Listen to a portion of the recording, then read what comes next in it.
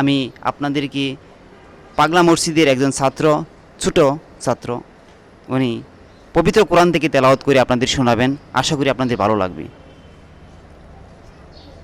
আসসালামু আলাইকুম ওয়া রাহমাতুল্লাহি ওয়া বারাকাতুহু।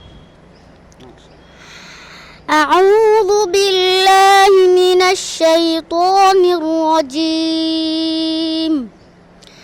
বিসমিল্লাহির রহমানির রহিম।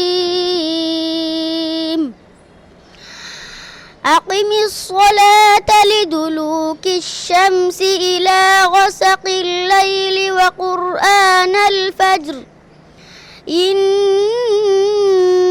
قرآن الفجر كان مشهودا ومن الليل فتهجد به نافلة لك عسى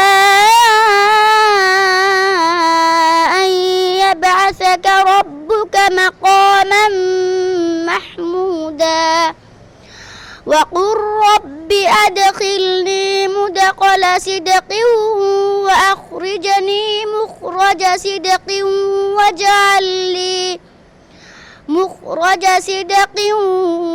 واجعل لي من لدنك سلطانا نصيرا وقل جاء الحق وزهق الباطل إن الباطل كان زهوقا وننزل من القرآن ما هو شفاء ورحمة للمؤمنين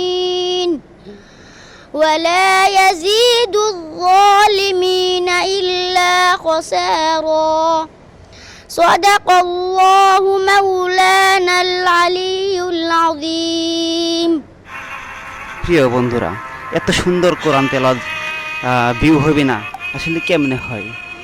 নাচ গানে ভিডিও দেখলে ভাই মিলিয়ন মিলিয়ন ভিউ হয়। এরকম মধুর কোরআন তেলাওয়াত, আল্লাহর বাণী, আল্লাহর কোরআন যদি ভাইরাল না হয়, মিলিয়ন না হয় ভাই, তাহলে এটা আমাদের মুসলমানদের জন্য একটা কলঙ্ক।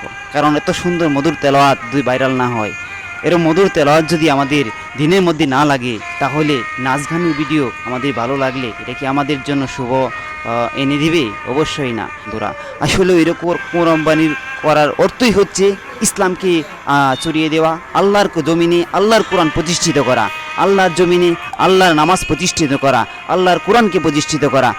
আল্লাহর কোরআন প্রতিষ্ঠিত করাই হচ্ছে এরকম ভিডিওর মূল লক্ষ্য। আমরা যারা যারা ভিডিওটা দেখছি সকলকে অনুরোধ করে ভিডিওটা বেশি বেশি লাইক এবং শেয়ার করে দিবেন, সারা বিশ্বে ছড়িয়ে দিবেন যে আল্লাহর দিন যাতে প্রতিষ্ঠিত হয়, আল্লাহর কোরআন যাতে প্রতিষ্ঠিত হয়। আসসালামু আলাইকুম ওয়া রাহমাতুল্লাহ।